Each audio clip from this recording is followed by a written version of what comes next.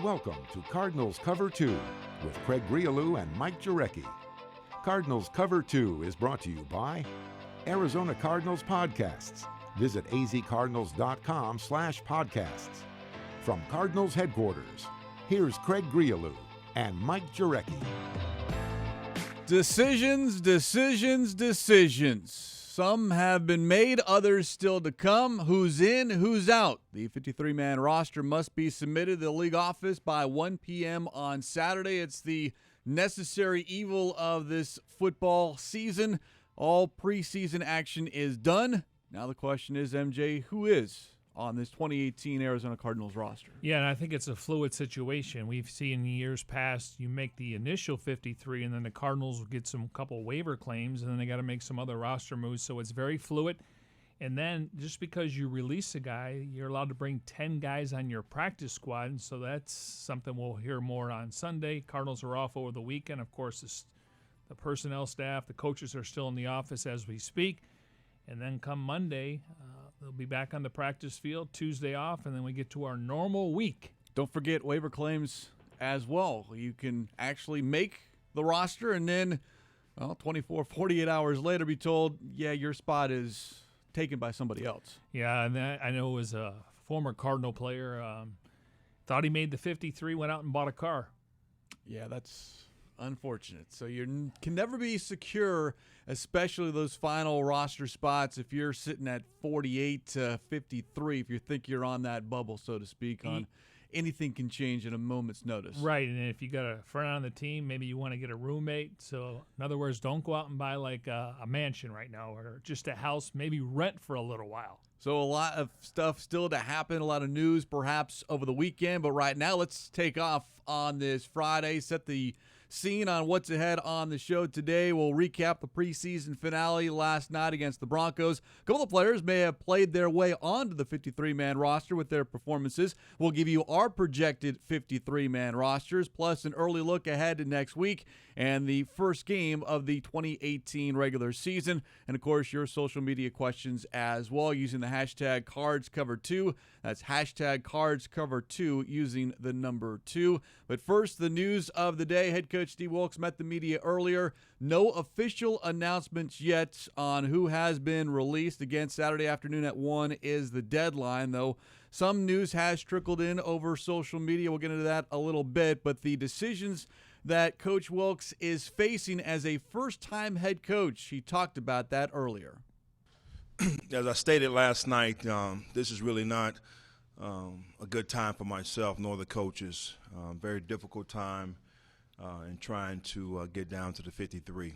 You know, I mentioned to the guys last night that every individual in this locker room, all 90, deserve the right to be here.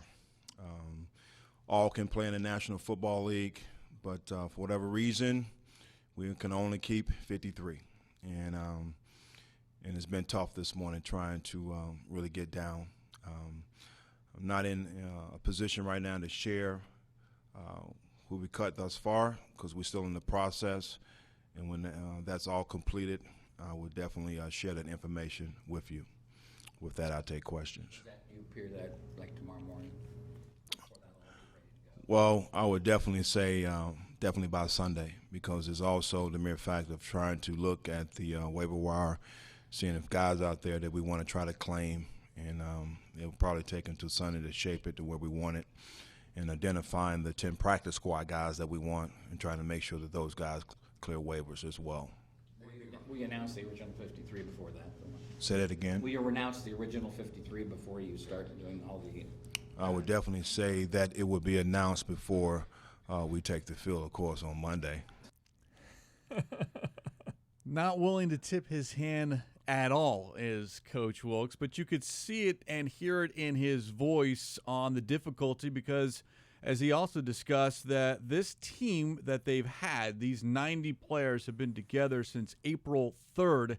So you go through the entire summer, training camp, preseason. You develop relationships with these players. You get to know them and who they are, not only as players but as people.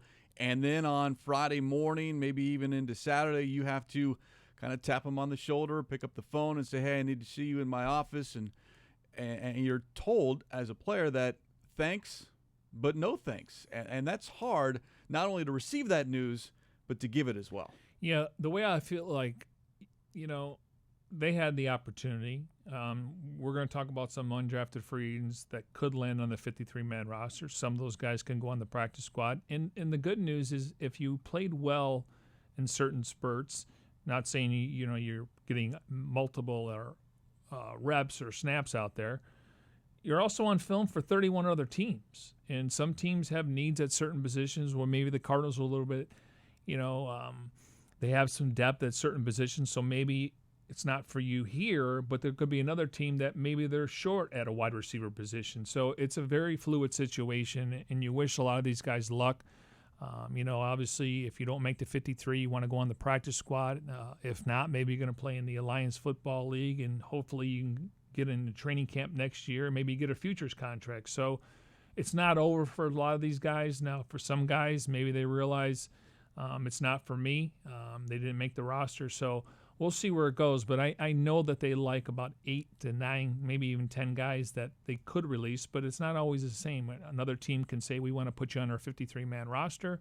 So they'll be active when it comes to the waiver wire, but also they're trying to convince some of these guys to stick around because they want them on the practice squad. Well, keep in mind, if you do make a claim and that claim is granted, not only is that player on your week 1 roster, but 3 weeks worth. So you have to consider that as far as when you want to make a claim on a player, because it's not just 1 week's worth. You're now with that player for 3 games, the first 3 games of the regular season. Now, on the flip side of that, it is telling a player that congratulations, your hard work has been rewarded. You are a part of this team here in 2018, and that, for Coach Wilkes, brings a smile to his face. It's very meaningful. It shows that, again, regardless of where you're drafted or non-drafted, priority free agent or just free agent alone, that you have an opportunity to make this football team. And, I talked about a few guys last night, Zeke Turner, and I'm not saying he's on the team, but he definitely gave himself a great opportunity, as well as Trent Sherfield. So I'm excited when guys, can show up like that, and it shows that we've done a tremendous job in an evaluation process as well. All right, Mike, do we make anything of it that he brought up on his own 2 undrafted rookie free agents who certainly made a great impression, continued to make a great impression with their performance last night, but he wasn't asked about those 2 players specifically. He brought them up on his own. I'm going to make an estimated guess. They're going to be on a 53-man roster. Yeah, it's certainly. Now, again, if there's somebody else out there they think can help them right away, but these are 2 guys that stood out not only in training camp but off-season workouts, and you got to give the scouting department a lot of credit. We talked about this last night in the post-game show. We get to the 7th round, the scouts and some of the coaches are making phone calls. We know that Ray Brown reached out to Corey Cunningham that morning saying, I hope we draft you. Took him in the 7th round. So, and then the phone starts to ring and agents have to figure out, okay, does my guy have a chance to make that roster? How deep are they at a certain position? That happened to Tony Jefferson. They let go of Adrian Wilson, Kerry Rhodes that offseason. And his agent looked at the roster and said, Tony, that's your best option. And he made it as an undrafted free agent. And, of course, now he's with the Baltimore Ravens. So, again, every year we're going to have a couple guys that slip through the cracks in the draft, whether it's measurables, whether they didn't have a great 40 time, whether it was they didn't, maybe they didn't interview well, maybe they got some red flags, and then you go to their pro day and they put on a good show because everything's scripted. So, it's one of those situations where, a lot of guys, I don't know how many Hall of Famers. We know Kurt Warner was undrafted, and he's in the Hall of Fame. So it's just, I just think you get a chance at the opportunity, you got to make the most of it. And if it's not here, it could be somewhere else. We'll talk more about Zeke Turner and Trent Sherfield a little bit later on in the show. You've heard Coach Wilkes talk about the practice squad, 10-man practice squad. And, yeah, you're not on the active roster, but for Wilkes and the coaching staff, that 10-man practice squad is very, very important. Matt did a tremendous job, and I told him that. And I wanted to try to give him every opportunity to showcase his talent for other teams. And that's a lot of times you see us going for those long field goals because we believed in them. And when you have a veteran guy like Phil, who I think is consistent, who has really proven himself over the years, it's tough at that one position because exactly that's all you have is one guy. So I foresee Matt competing and kicking for someone in the National Football League this year. Yeah, the Cardinals rookie kicker Matt McCrane, one of the players who has gone on social media and announced on Twitter that he has been released. And Coach Wilkes asked about McCrane, even though he said he wasn't going to discuss any cuts, yet at the same time it's out there on social media. And by the way, McCrane on Twitter posted a picture of him and Phil Dawson and wrote, quote, "Good luck to the Cardinals and Phil Dawson. Thank you for the opportunity to play for this phenomenal organization."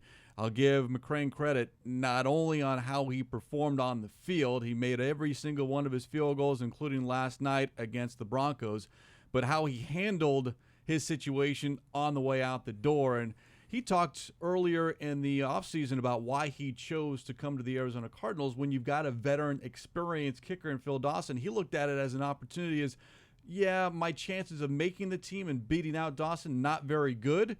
Yet I could learn so much from Phil Dawson, Andy Lee, Jeff Rogers, and that's exactly what he did during his time with the Cardinals. Yeah, and I know that Steve Wilkes doesn't think this is a rebuild. It's more of a retool, maybe a reboot.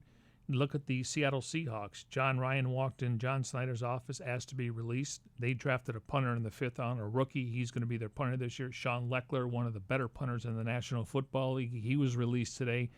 Punter versus kicker, a little bit different. And I don't begrudge the Cardinals for going with a guy that has 20-year experience. We know that this team's going to be in some close games. Hopefully, we know how difficult that road schedule is.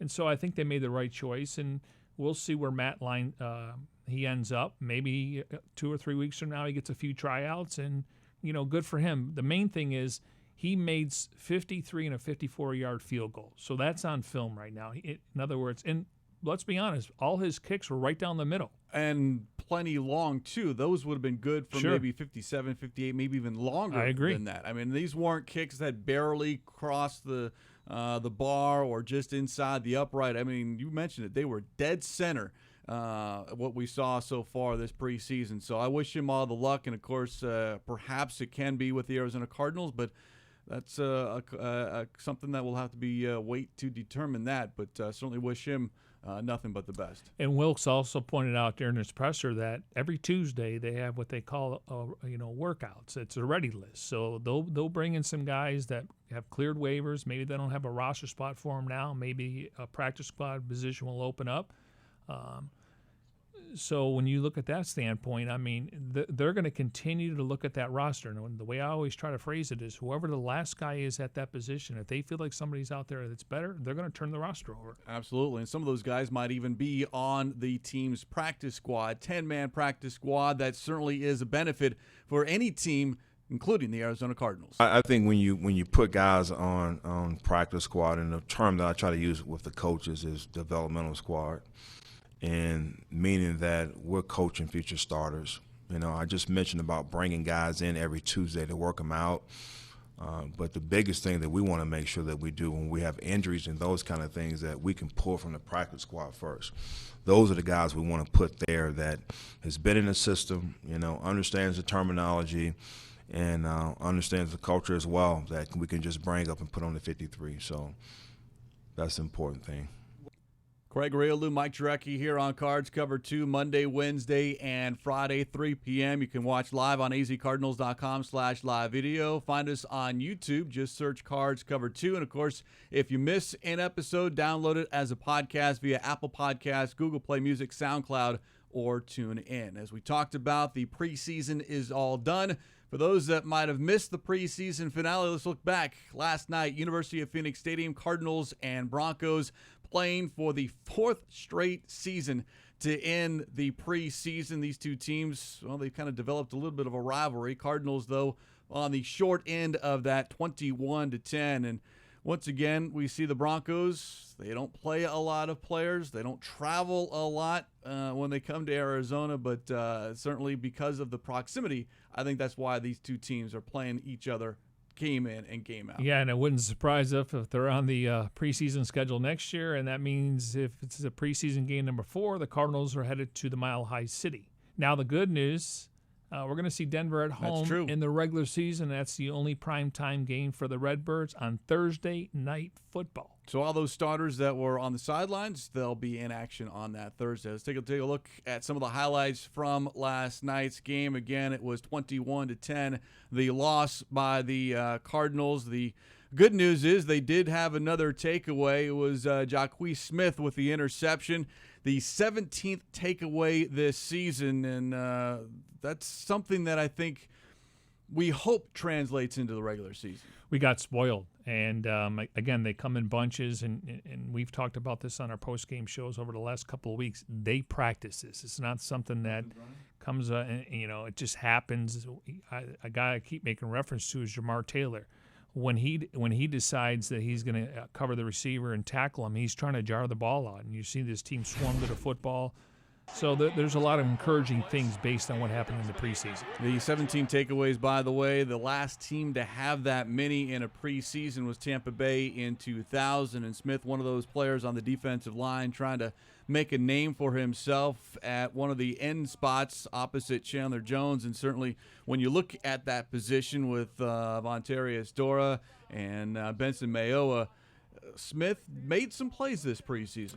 Yeah, we'll find out more about Marcus Golden. According to Steve Wilkes, they spoke to both players last night. It doesn't appear that they're going to be on PUP, so maybe they miss a couple of weeks. So you got to have some versatility. And the Cardinals right now want to have at least 4 defensive ends, and including Golden in their 5. And so they're likely going to keep 8 or 9 defensive linemen on the roster. And we'll just have to wait and see when both Gresham and Golden could return. The Trent Sherfield big 26-yard reception set up Greg Little's 2-yard touchdown to make it 7-0 in the first quarter. Glennon, by the way, had himself one hell of a first half. 8 of 10 for 69 yards, easily the best preseason game of his 2018 with the Arizona Cardinals. And then Zeke Turner with the tackle, finish with 10 tackles and had a special teams tackle as well. And in the run game, we saw Elijah Penny. We saw a little bit of Darius Victor as well, but Penny not bad. 25 yards rushing as he tries to make a name for himself, maybe with the Cardinals as a second fullback or running back. And then Turner once again with the sack up the middle, was not even touched, and he certainly had himself one heck of a ball game, but it comes in a loss 21-10. Yeah, Turner, he's listed as a safety, but you can start to see him playing in the box. You're able to see that sack right there, right up the middle. Guy's a good open field tackler. I mentioned this last night, and I'm not comparing him because I think Adrian Wilson was a little bit bigger. But when it comes to the physicality and the tenacity, he kind of reminds me of a young Adrian Wilson. Obviously, some big shoes to fill there. He's going to create his own niche in the NFL, but another undrafted free agent. I'm sure if people watch the Pac-12, they were familiar with him at Washington. And then you take a look at a guy like Sherfield. He was a guy at Vanderbilt. So these are 2 undrafted free agents that not only did they turn heads, they made plays when the bright lights were on, Craig. The more you can do. And with Turner playing linebacker, playing safety, that's 2 positions for one player or one roster spot. But at 6'2", 214, he looks very, very good. His numbers last night, 10 tackles, 1 tackle for loss, 1 sack, 2 quarterback hits, plus a special teams tackle. Let's hear from Zeke Turner after the ball game inside the Cardinals locker room. I could have done better in some aspects of the game, of course, and we didn't come out to win, so I definitely could have improved in a lot of areas, but definitely felt good. So the transition to linebacker, how was that for you over the last few weeks? It was good. I kind of expected it going through camp, but it was just good. They all brought me in. I learned a lot from Coach Foote and the older guys, Bynes, Buck, Hassan. They taught me a lot, so I just knew I could come out here and play fast today. I mean, knowing there were so many guys on the field tonight that are competing for jobs, what was the intensity level like? I mean, this might be fun and games to the people in the stands. It's serious. Yeah, no, this is a huge game, last preseason game. Some guys are fighting for opportunities elsewhere, if that may be the case, but it was definitely intense. Everybody knew they had to bring their A game, and we'd be in the whole game, so it was intense. First words out of his mouth when asked about his play, we didn't win the ball game. And it's something that carries over from what they've been told, because what did Steve Wilkes say at the start of his press conference? We didn't do enough. We didn't play well enough to win the ball game. Doesn't matter if it's the preseason. At the end of the day, players want to be walking out of that locker room, walking off the field with a W. Yeah, he thought they made progress in the preseason, but he was a little disappointed last night on some miscues, a little bit of sloppiness, and it doesn't matter in his mind that you're playing against backups. You got to go out there and play, and mental errors, and he wasn't happy with the penalties, and there's a lot of things that when they watch film with the head coach and their position coach, there's a lot of things they can clean up, and when it comes to mental errors, those things are correctable. On the other side of the field, as far as the offense is concerned, a couple of players had some standout moments. Greg Little, Trent Sherfield. For Little, he had just the one catch, the 2-yard touchdown, but it's a great story if he's able to make this roster. A former second-round pick of the Browns back in 2011, but has not played in the NFL since 2014, and he's been given an opportunity here with the Cardinals. Whether it's a successful opportunity, who knows, but Little, after the ball game, expressed his appreciation for just that opportunity alone. I feel pretty good, man. I feel really good. It's been a blessing. It truly has, man, and God has really worked in my favor, and thank Coach Wilkes and Steve Klein and those guys, and the whole Cardinals organization for just giving me a shot. It's been a blessing, man, for sure. Well, Wilkes talked about it leading into this game. This could be his final opportunity, but if it's not with the Cardinals, I think he's put stuff on film perhaps for another team, and maybe if it's not right away week 1, at least now all of a sudden his name is back out there for 2018. He's no longer gone and forgotten. I think there's two things when you look at Greg Little, is that the last couple of games had some drops. He obviously, had that touchdown pass, and give Mike Glennon a lot of credit. The pass to Sherfield was a nice pass and a nice catch there. And the other thing is, yes, he can play on special teams, but that's not really his forte. And it's really a numbers game, I think, at that position. We'll have to wait and see what the official roster looks like. But if you think about the 6 receivers that on paper that could be the 6 that they go into the season with, Fitz, Williams, Kirk, I would put Sherfield number 4. And then it really came down to Bryce Butler and J.J. Nelson. And I think Greg Little was in that conversation. We'll just have to wait and see. But it's really a numbers game. How many can you keep? You can keep 6, just 5 on game day. Maybe you put Tolliver, who also had some good catches in the preseason. Maybe he's on the practice squad. And I think what was going against Greg Little, and I can appreciate the Cardinals bringing him in for that rookie mini camp. He had a hamstring injury. They decided to bring him to off-season workouts and training camp. Is that the fact is he's just been out of the league, and he's 28 years old versus a 21-year-old. And if the 21-year-old has a bigger upside, that's the route you go. And if this team was 1 or 2 players away from competing for a playoff berth, maybe you go with the veteran guy. So it's just a numbers game, and it happens at every single position. How many quarterbacks do you keep? How many running backs do you keep? There's always going to be an odd man out. Yeah, and the other wide receiver in the mix from last night, we talked about Sherfield, the free agent out of Vanderbilt, where he ranked 8th in school history in both receptions and receiving yards, had 2 catches for a team-high 44 yards, and he's another player that I think the Cardinals are very high on because not only what he's shown in the preseason, but the start of training camp, he was one of those guys like, who's number 16? And you start looking at the roster and you say that enough times, and all of a sudden, okay, now it sticks in your mind. This kid's got some potential, and all of a sudden he might have played himself onto this roster. Yeah, there's no doubt. And he's another guy that plays on special teams. And again, if you're that 4th or 5th guy at certain positions, that's where you have to, kind of find your niche because – a lot of times you dress a guy and he's a backup, but if you don't play on teams, you're probably not going to be active on game day, and that's been the biggest difference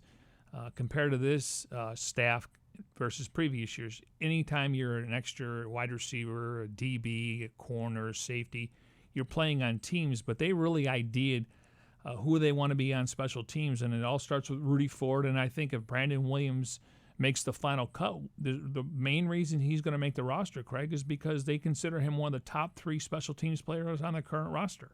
All right, did you do your homework? I did. Want to play general manager here? Sure, I love playing general manager. I just have my fantasy draft. Well, all the perks without the stress here as we go over our 53-man projected roster for the Arizona Cardinals here in 2018. And I'll be full disclosure. We kind of worked on this on Wednesday. We're going to hold it off for Friday's show, and I made one change from Wednesday to today based off of last night, and I'll explain that when we get to that. But you want to start offense first? Sure. All right, let's start quarterbacks. 2 or 3? I went with 3. I'm going with 3 quarterbacks. Sam Bradford. I believe Josh Rosen will be the backup, and Mike Glenn will be the third string. And I know people were interested in Charles Kanoff, and I get it. I think he didn't play up to par the last couple of games, and that happens. I think you start pressing a little bit.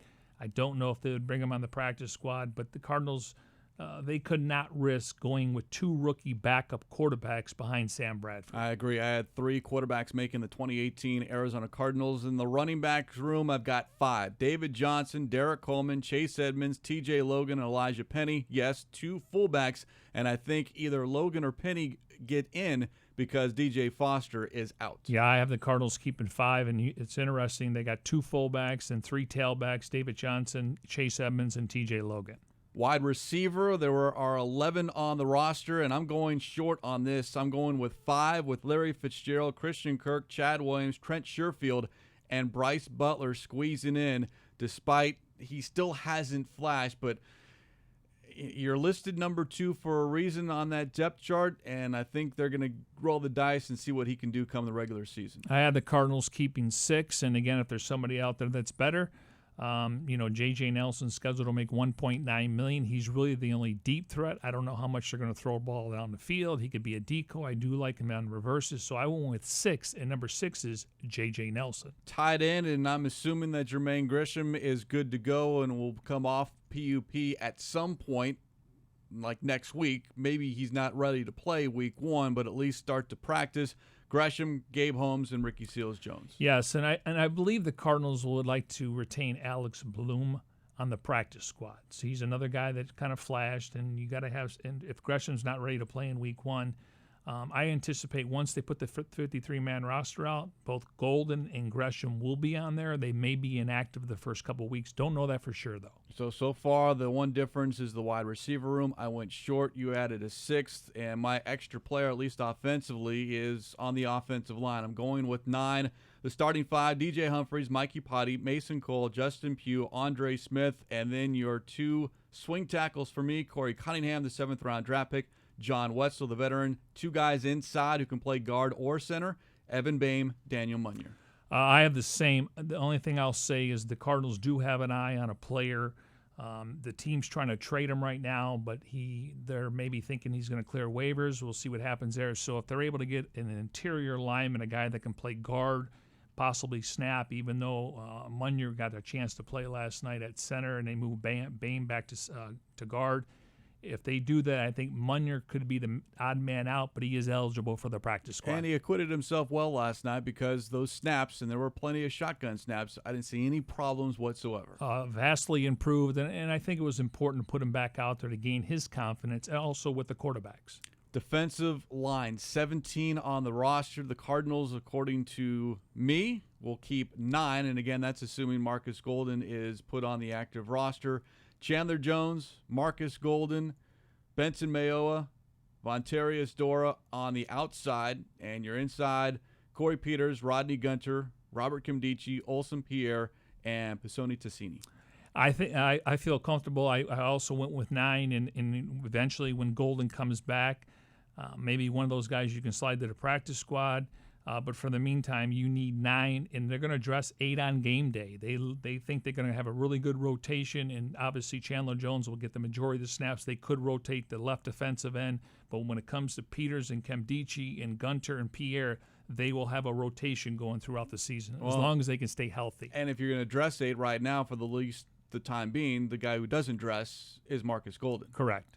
Linebacker, 5, and this is where I made the change.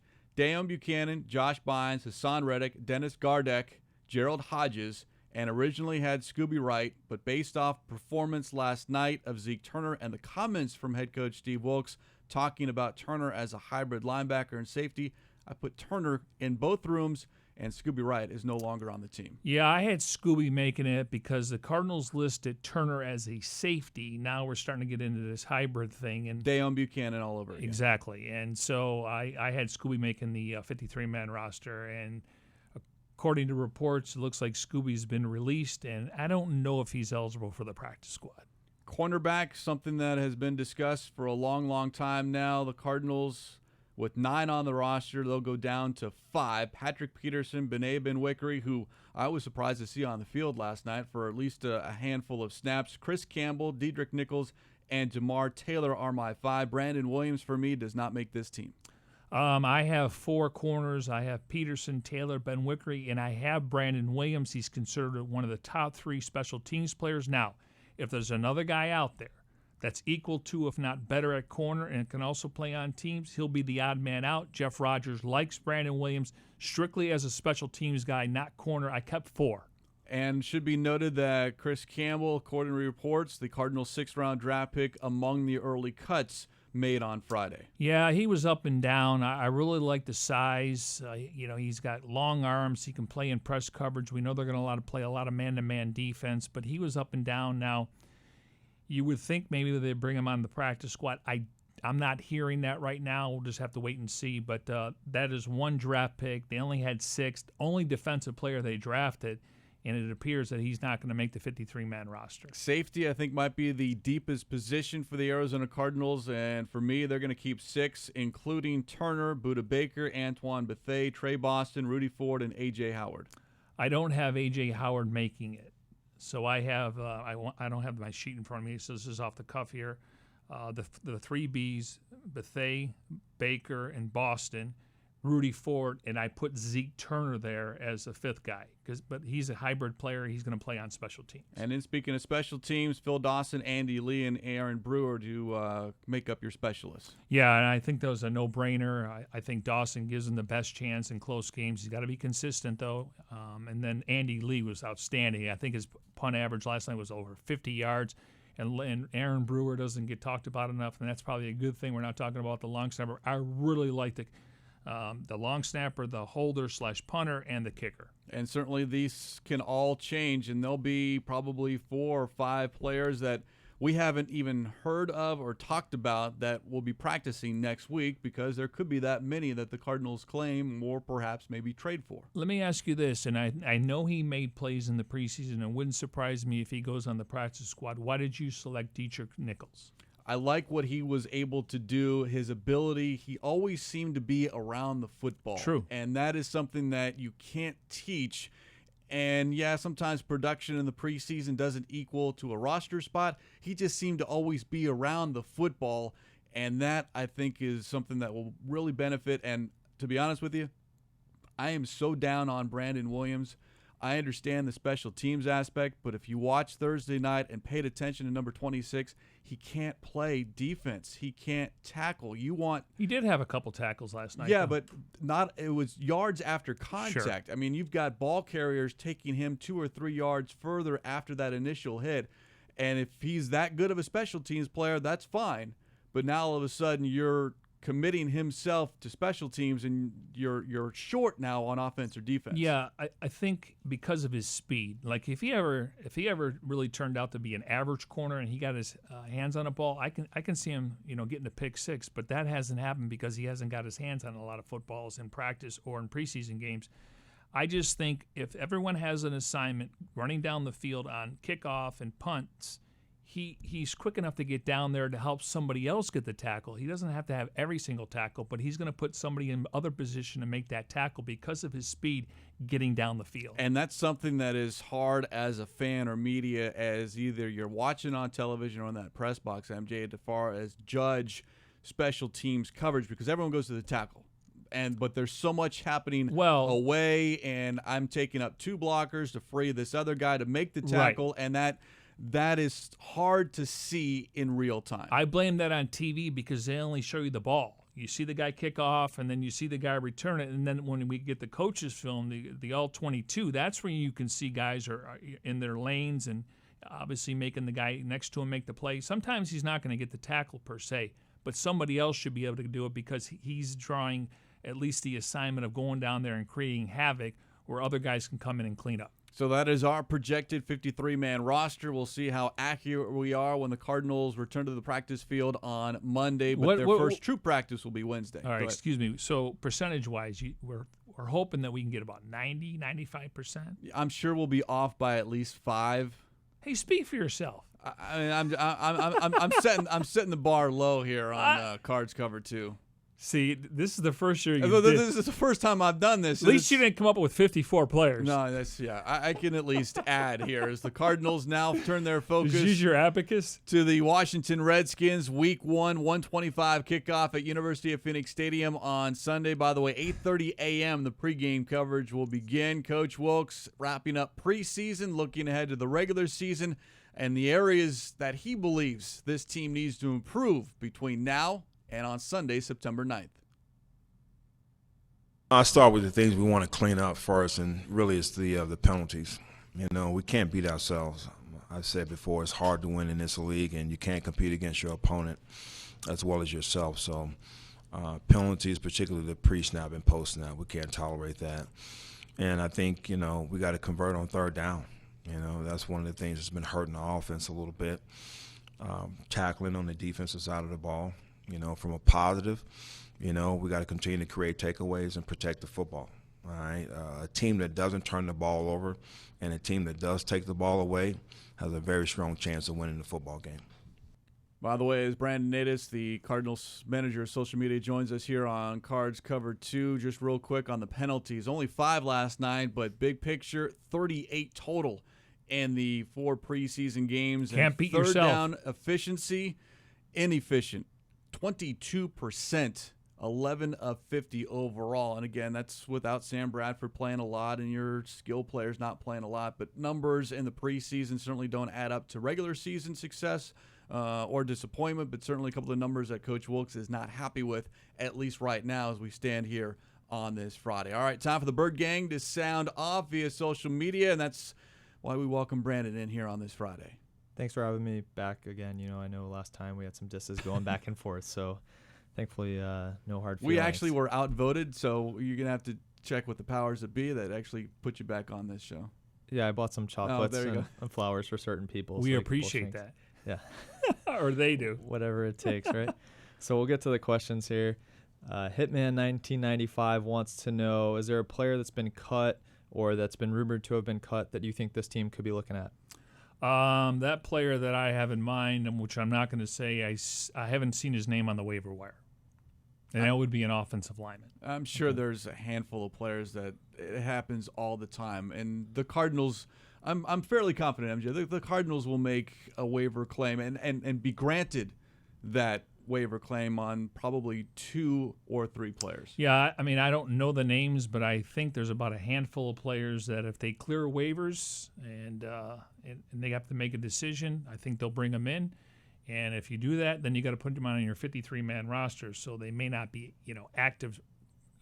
But as Craig's pointed out, once you do that, they got to be on the roster for 3 weeks. So it's a fluid situation. I do know that they are eyeing a couple different positions: interior offensive line, tight end, linebacker, and if there's another corner out there that can exceed what Brandon Williams does on defense and play on teams, that could be an option also. I saw a rumor that it was being reported that Kevin Minter was released. Do you think there's a possibility, no different coaching staff, but has some familiarity playing next to Buchanan?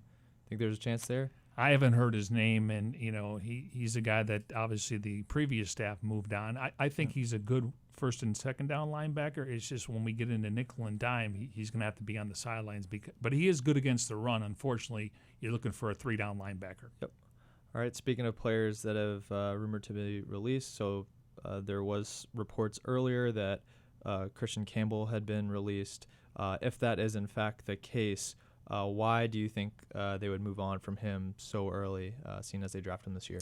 Well, I just think it's a case where he was up and down. He wasn't consistent throughout the practices, and you know, if they would have kept 5 cornerbacks, I think he would have been in the mix. You know, teams don't like cutting draft picks. Unfortunately, they only had 6. He was a 5th-round pick. Curious to see if he lands on somebody's practice squad, but he didn't do enough. But I do think once we talk about numbers again, if they would have kept 5, I think he would have been the 5th guy.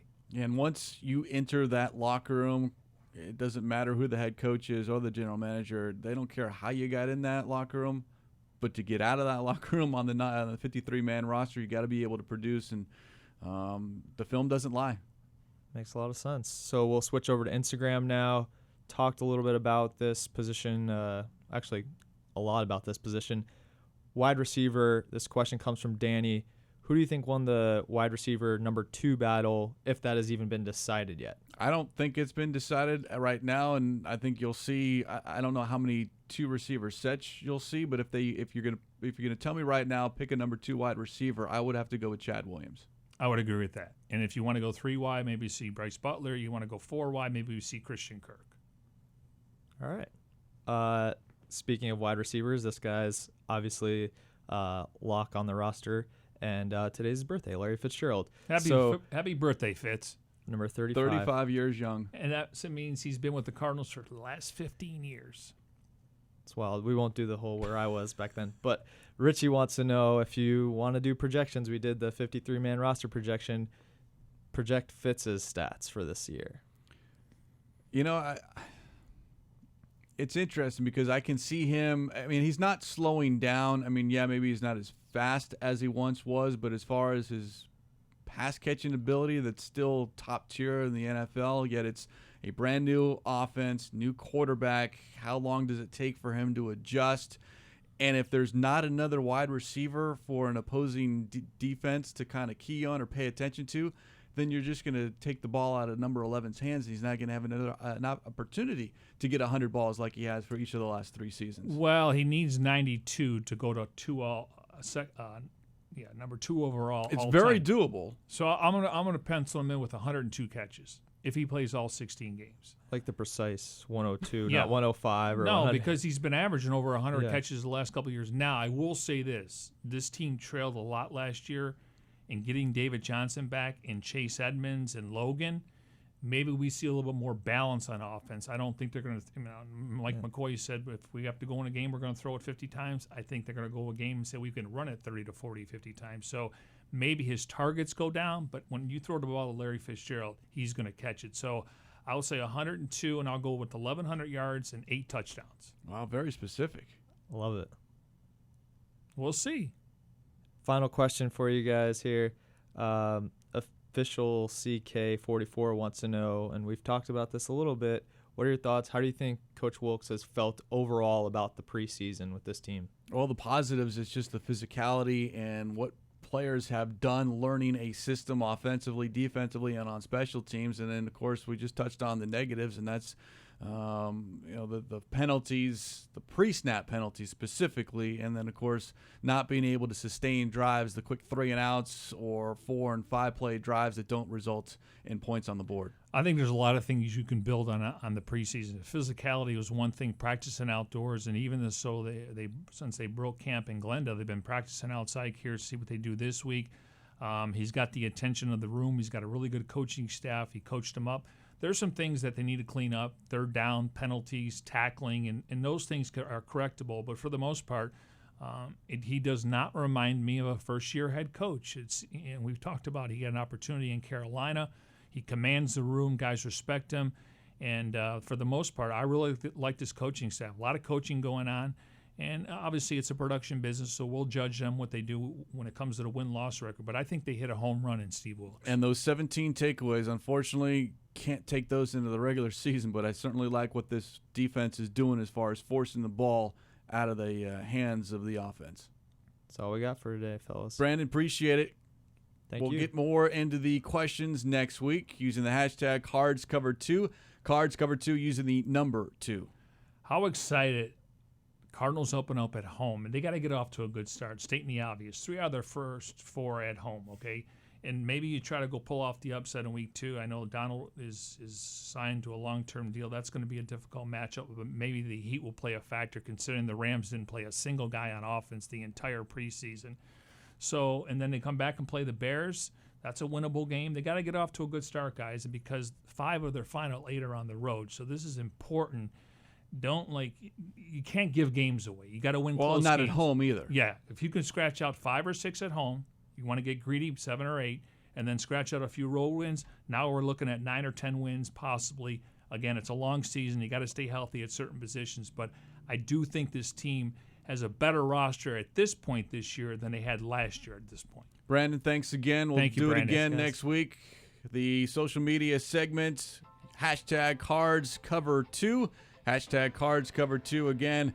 Watch live on azcardinals.com/live video or search YouTube for Cards Cover 2. And, of course, if you miss a episode, download as a podcast via Apple Podcasts, Google Play Music, SoundCloud, or TuneIn. Behind the scenes, special thanks to Tim Delaney, Jim Omohundro, Devin Henry, Jeremy Schnell, plus Grant Greeley, Jonathan Hayward, Brandon Natus, and Jackson Sipes. For Mike Jurecki, I'm Craig Grialou. Back with you on Monday. That's right, Labor Day. Cardinals practice in the morning. We'll join you Monday afternoon here on Cards Cover 2.